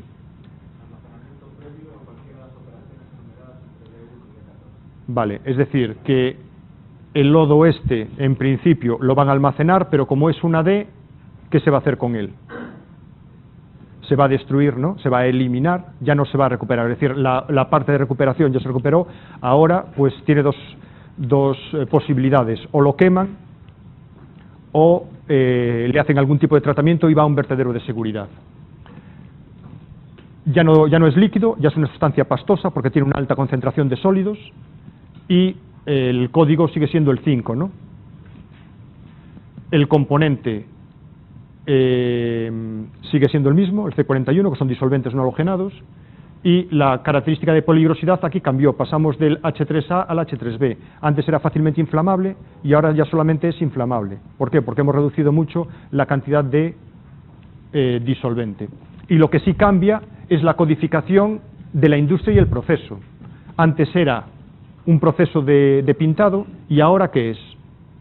El A942 es un proceso de regeneración de disolventes y B0019 servicios generales. Bien, creo que le han puesto B0019 servicios generales, a lo mejor porque no les encajaba en ningún otro, ¿no? Vale. Bueno, pues esto son casos reales. Bueno, os voy a proponer, en Faitic voy a proponer algunos residuos y algunos códigos para que los analicéis. Básicamente lo que vais a hacer es algún residuo y los vais a tener que clasificar. Yo después os doy la propuesta de clasificación que yo haría, porque como veis a la hora de clasificarlos hay algunos, bueno, son un poco subjetivas o hay cosas que son a veces un poco ambiguas y probablemente los resultados que vayáis a dar vayan a ser diferentes unos de otros, pero así podéis comparar unos con otros. Vale. El ejemplo, por ejemplo, lo que podéis hacer es, ya para el próximo día, lo podéis traer hecho, es clasificar un tubo fluorescente. El tema de la... Sí, un tubo fluorescente, para la próxima semana. Entonces, lo de la industria, podéis poner cualquier caso, ¿vale? No es importante, pero por lo menos los anteriores sí que quiero que lo hagáis.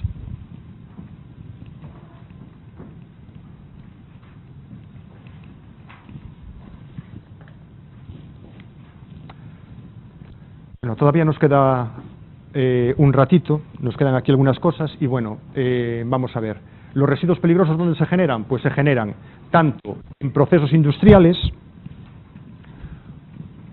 como los productos, una vez que finalizan su vida útil, pasan a ser un residuo y pueden ser residuos peligrosos. Por ejemplo, las bombillas que antes decíamos de bajo consumo que tienen mercurio.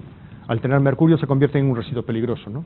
Y también se pueden generar en las propias operaciones de tratamiento de residuos. Como vimos antes, estábamos regenerando un disolvente y lo que hicimos fue generar un nuevo residuo peligroso, ¿no? Entonces, bueno, a continuación tenemos una tabla donde aparecen los diferentes sectores industriales y la cantidad de residuos que se generan y como veis la mayor parte de los residuos se generan en la industria química, industrias de papel y celulosas y transformados metálicos. Y después ya hay otras industrias, otros grupos industriales que generan, bueno, pues cantidades de residuos peligrosos mucho menores, ¿no? Bueno, ¿y cómo se gestionan? Bueno, pues la ley, la normativa comunitaria y la normativa española lo que dice es que primero hay que prevenir la generación de residuos, es decir, reducir la generación de residuos. ¿Y cómo se evita la generación de residuos? Bueno, pues fundamentalmente modificando los procesos industriales para tener procesos industriales que generan menos residuos, menos peligrosos y fabricar productos que generan al final de su vida útil menos residuos y menos peligrosos.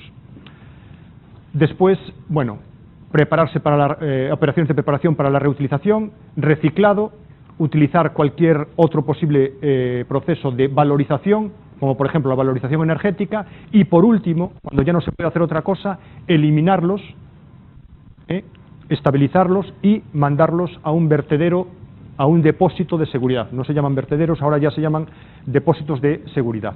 Bueno, pues entonces aquí tenemos lo que entendemos por prevención, que son las medidas adoptadas antes de que una sustancia, material o producto se haya convertido en residuo, es decir, vamos a evitar la generación de residuos. Y después tenemos, bueno, pues las definiciones en la ley de reutilización, tratamiento, valorización, preparación para la reutilización, el reciclado, la eliminación, la inertización y las mejores técnicas disponibles. Bien, estos conceptos no tienen nada especial, simplemente los, por favor, simplemente los leéis. Solamente quiero hacer hincapié en la inertización, que básicamente es cuando queremos eliminar algún residuo, lo que queremos hacer es transformarlo en algo inerte para que no reaccione con el medio ambiente y no dé problemas en el futuro. Entonces, inertizar básicamente es convertir en algo inocuo para el medio ambiente, pero aún así esos procesos, esos residuos inertizados van a un depósito de seguridad controlado, aislado del medio ambiente. Y la tendencia actual para cualquier tipo de proceso, tanto procesos industriales como para gestión de residuos, gestión y tratamiento de residuos, la idea es utilizar las mejores técnicas disponibles, ¿vale? ¿Y qué entendemos por las mejores técnicas disponibles? Pues básicamente es utilizar aquella tecnología que genera menos residuos y aplicarla de aquel modo que sea más adecuado, de modo que consumamos la mínima cantidad de energía, mínima cantidad de agua, mínima cantidad de materias primas y generemos la mínima cantidad de productos. Por lo tanto, cuando hablamos de técnicas, no de tecnologías. Y la técnica es la aplicación de tecnologías de un modo adecuado para que el resultado final sea adecuado, sea bueno para el medio ambiente, o no sea dañino para el medio ambiente. Tenéis ahí las definiciones de cada uno de estos apartados, ¿vale? Y bueno, pues la tendencia actual es ir por ahí, ¿no? A utilizar siempre las mejores técnicas disponibles. Pero las mejores técnicas disponibles, aparte de lo que he dicho, también tienen un factor, un contexto del entorno donde se van a aplicar. Es decir, que la mejor técnica disponible para una determinada empresa no tiene por qué ser la mejor técnica para otra empresa, o incluso de una región a otra o de un país a otro. Por lo tanto, el entorno socioeconómico y las condiciones particulares de cada proceso puede hacer que la mejor técnica en unos sitios sea uno y en otros sitios sea otra. ¿Vale? Os quedáis un poco con la idea general. Bueno, la legislación dice que bueno, las mejores técnicas disponibles son aquellas que produzcan pocos residuos, que generan sustancias menos peligrosas, desarrollo de técnicas de recuperación y reciclado de sustancias generadas y utilizadas en el proceso y de residuos cuando proceda, bueno, etcétera, etcétera. Una serie de consideraciones que aparecen en la normativa comunitaria y que es la tendencia, ¿no? La legislación va a que las empresas apliquen siempre esas mejores técnicas disponibles para evitar o reducir el impacto de los residuos y de sus actividades en el ambiente. Bueno, y cuando hablamos de residuos, venga, que ya no nos falta mucho. Cuando hablamos de residuos peligrosos, bueno, pues hasta ahora estuvimos hablando de cosas muy generales, pero bueno, llega un momento donde el residuo se genera, se le entregamos a un gestor y lleva a una planta de tratamiento. En esa planta de tratamiento, ¿qué es lo que se hace? Bueno, pues en este esquema tenemos básicamente lo que se hace en una planta de tratamiento.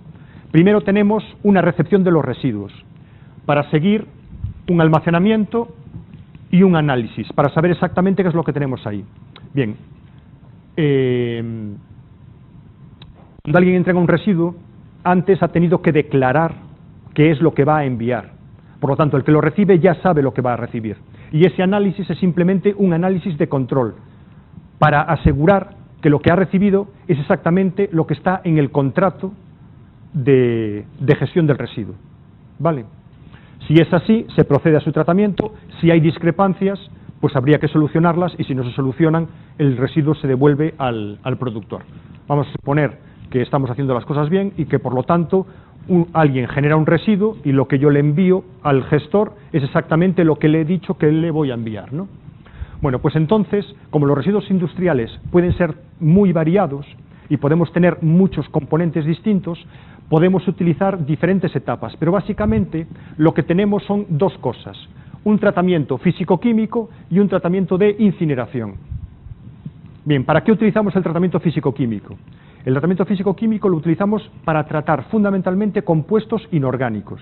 Si tenemos ácidos o bases, o metales, o cianuros, o aniones inorgánicos como fluoruro,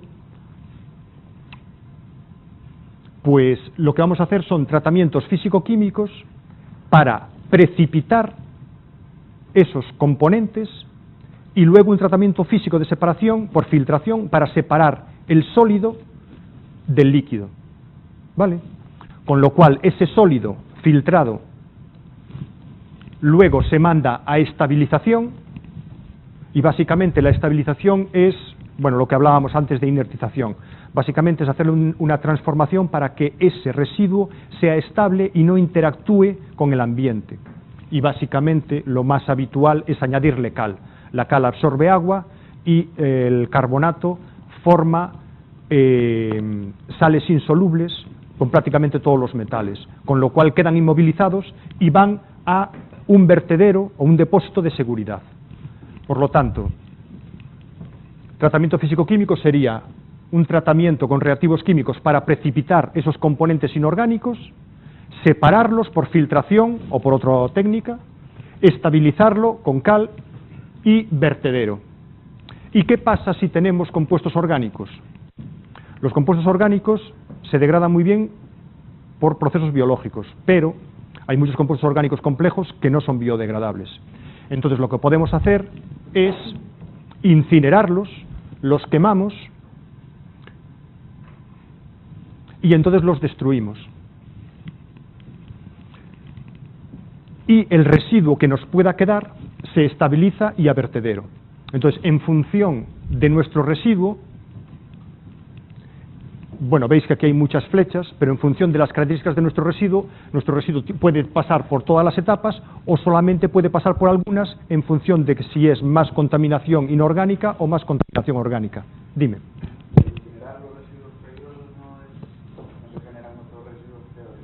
Si es materia, bueno, si es materia orgánica, al quemarla se forma CO2 y agua. Bueno, si tienes otro tipo de componentes en esa materia orgánica, también se pueden producir gases, pero harías un tratamiento de gases, ¿vale? En principio no debería de haber problemas. Y además esa incineración, bueno, no tiene por qué ser una incineración directa, no es una quema en el mechero, ¿no? Hay otras técnicas más evolucionadas que permiten una destrucción eficaz sin emitir gases contaminantes al ambiente, ¿vale? Por lo tanto, básicamente es destrucción por incineración de la materia orgánica compleja, tratamiento físico-químico para contaminantes inorgánicos, luego vamos a estabilización con cal y el almacenamiento en un vertedero de residuos peligrosos que ahora se llama depósito de seguridad, que está impermeabilizado tanto por abajo y cuando se llena se impermeabiliza por la parte de arriba, de modo que queda cerrado y aislado. Dime. ¿Hay algún depósito de eso aquí? Sí. Sí, bueno, hay una empresa, ¿no?, que está participada por la Xunta, que es Ogarisa, que es la que gestiona la mayor parte de los residuos industriales y tienen allí el depósito de seguridad. Eso lo vamos a ver a continuación. Bueno, en otro día, porque hoy ya no nos dará tiempo. ¿Ese tipo de depósitos quedan ahí de por vida? ¿No hay ningún Sí. que se para...? Bueno, pues la legislación lo que dice es que una vez clausurado hay que controlarlo durante 20 o 25 años y a partir de ahí, digamos que la empresa ya no tiene responsabilidad y en principio no debería pasar nada, pero no sabemos lo que pasará en el futuro, claro. En principio las cosas se hacen para que esos depósitos estén bien sellados, ¿no? Se le ponen múltiples capas de material impermeabilizante para evitar que, bueno, que haya lixiviados hacia el exterior. Vale. ¿No hay ninguna política que diga que se va a gestionar en el futuro si son peligrosos? Bueno, en principio están inertizados, inmovilizados, por lo tanto no deberían de dar problemas. Pero, a ver, como opinión personal, yo creo que se hace así porque no hay nada mejor que se pueda hacer. Es decir, esa pregunta también me la he hecho yo, ¿no? Es decir, bueno, y dentro de 25 años, ¿qué pasa, no? Y si esto sigue así, pues hoy tenemos un depósito de seguridad lleno, pues dentro de 20 años pues tendremos otro y luego otro y otro más y... ¿Están todos enterrados? Sí. ¿No sufrirían corrección? ¿Están siendo enterrados? ¿Están siendo impermeabilizados? No, pero no, porque, a ver, van impermeabilizados con, bueno, con arcillas y con capas de plástico. Es decir, no, eso es material que tiene una vida larga, ¿no? Una resistencia larga. De acuerdo.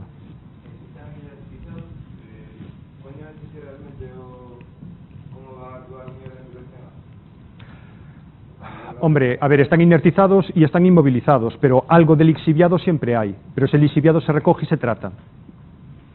Y entonces, bueno, se supone que al principio pues habrá mayor lixiviado y con el paso del tiempo cada vez el lixiviado será menor, sino que estará en principio ahí inmovilizado.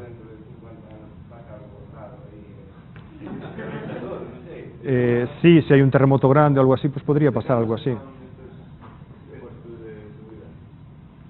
Pues este de Sogarisa creo que se inauguró, no sé, tal vez en el año 2000 o así. Por ahí, es decir, que puede llevar 10 años o a lo mejor algo más, ¿no? Bueno, tal vez más. No, debe de llevar más, debe de llevar al menos 15 años. Al menos 15 años debe de llevar. Bueno, nos quedan un par de grupos de residuos para terminar esto, que serían los residuos agrarios. Los residuos agrarios, en principio, son los que se generan en el campo, ¿no?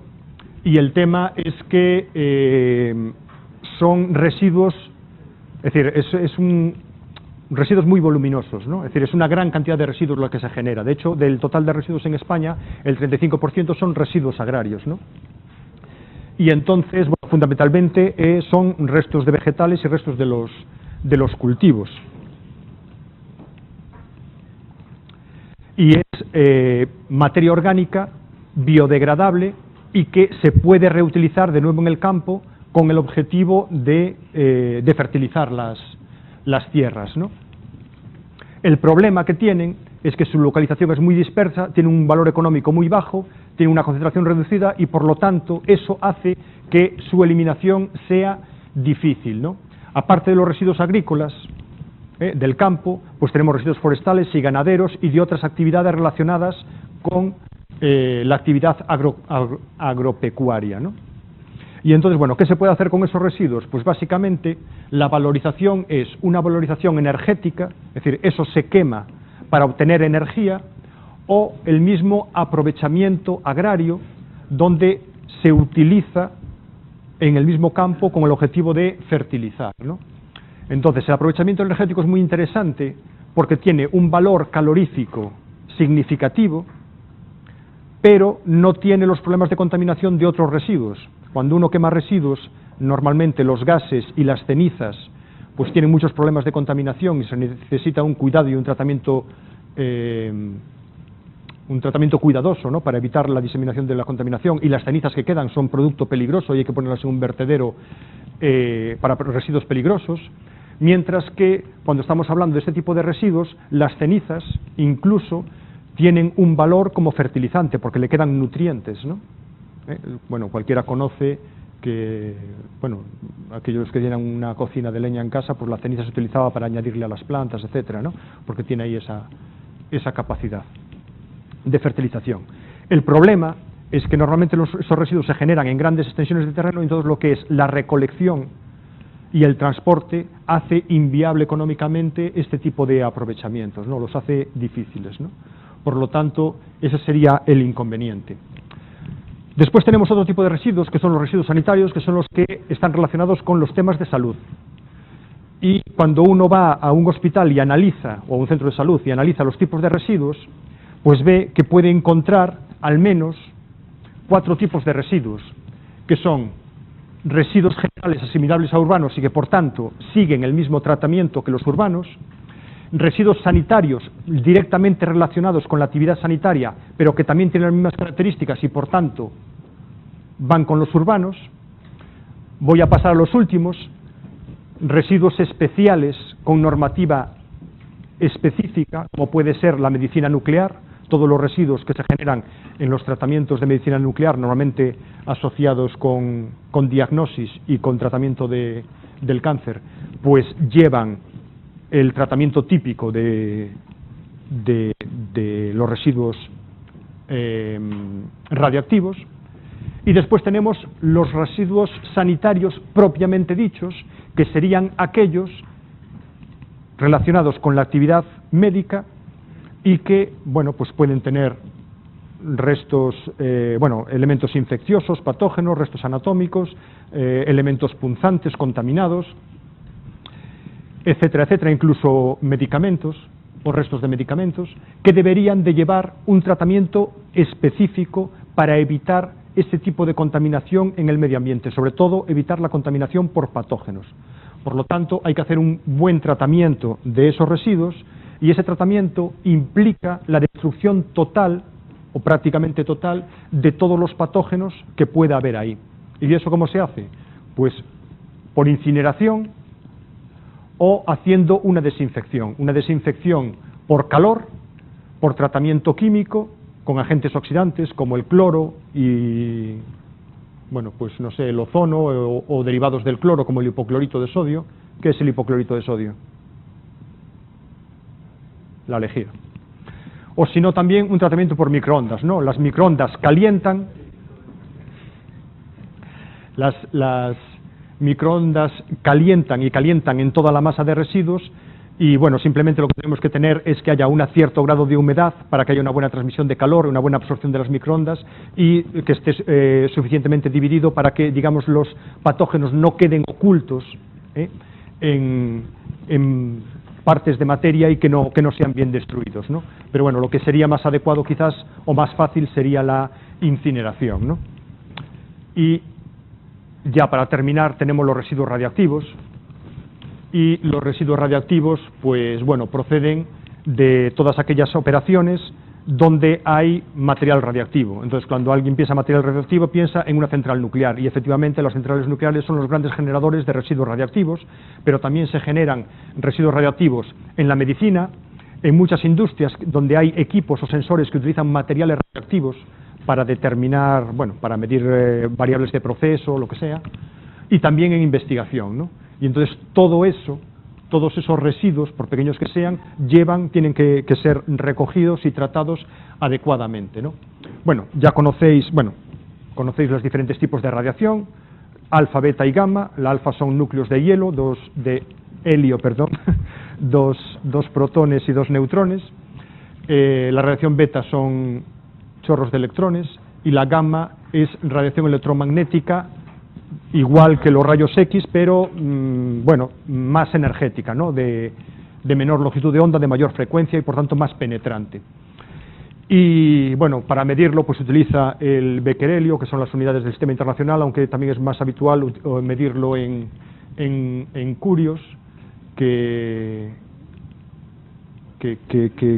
fue uno de los, el primer elemento radioactivo descubierto y por eso se utilizaba, ¿no? Pero bueno, en el sistema internacional se utiliza el becquerelio, lo veis ahí, listo. Bueno, ¿qué tipos de residuos tenemos? Pues tenemos dos tipos de residuos. Los que se generan en las centrales nucleares son residuos de alta actividad, y los de alta actividad tienen una vida media superior a 30 años, es decir, que la concentración se reduce, la vida media es que la concentración se reduce a la mitad en 30 años, ¿vale? No quiere decir que a los cabos de 30 años desaparezca la actividad, sino que el tiempo necesario para reducir a la mitad la concentración son 30 años, ¿vale? Y entonces el problema que tienen estos de alta actividad es que se calientan, y al calentarse la reacción de descomposición aumenta, y entonces cada vez se calienta más y se va fuera de control, con lo cual hay que almacenarlos refrigerados, ¿vale? Los de baja y media actividad ya no tienen ese problema, tienen una vida media inferior y ya no se calientan, por lo tanto no es necesario refrigerarlos. Y el tratamiento, pues básicamente lo que hay es almacenamiento, y como mucho los de baja actividad, esto lo ponen los libros, yo creo que ya no se hace, pero los de baja actividad, como mucho, es un almacenamiento temporal, dilución y dispersión en el ambiente. Pero yo creo que actualmente ya no se hace. Y lo que se hace básicamente es almacenamiento, es decir, hay una barrera, el residuo se intenta inmovilizar, se mete en un contenedor, ese contenedor está en una instalación y esa instalación está en una zona geológicamente estable. De modo que nosotros, como tenemos que dejar esto durante muchos años almacenado, le vamos a poner una barrera química, una barrera física, una barrera de ingeniería y esa barrera geológica. y una vez llena la instalación se clausura y ahí queda para el futuro hasta que se encuentre algo mejor que hacer con ello, ¿no? Entonces los residuos de alta actividad en España se estaban almacenando, si no me equivoco, en las centrales nucleares y se estaban enviando, no sé si a Francia o a Holanda, donde le hacían algún tipo de tratamiento y, bueno, reducían esa actividad y nos los devolvían y terminaban en Jaén, ¿no? Donde hay unas instalaciones de almacenamiento, ¿no? Parece ser que hay una sierra granítica, entonces el granito es una roca, bueno, pues dura, que forma una masa compacta, normalmente sin fisuras, y eso, bueno, es una barrera geológica adecuada para contener, bueno, para hacer una instalación de este estilo, ¿no? Podéis buscar en la página web de la empresa y podéis ver, bueno, cómo son el almacenamiento de los residuos ahí, pero básicamente es eso, simplemente inmovilización, almacenamiento en bidones, sus bidones en unas barreras, en unas estructuras que van selladas una vez que se llenan, y eso dentro de la instalación en una zona geológicamente estable. Dime.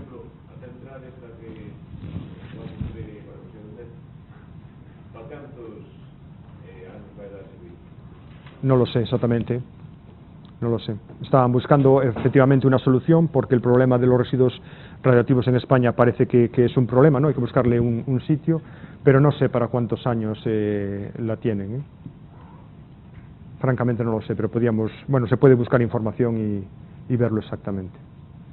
Vale, pero bueno, normalmente se hacen planes, si no recuerdo mal, esta de Jaén creo que tenía capacidad hasta el 2020 o algo así. Es decir, no sé cuándo se empezó a construir, pero bueno, que su vida pueden ser, pues no sé, 20, 30 años, ¿no?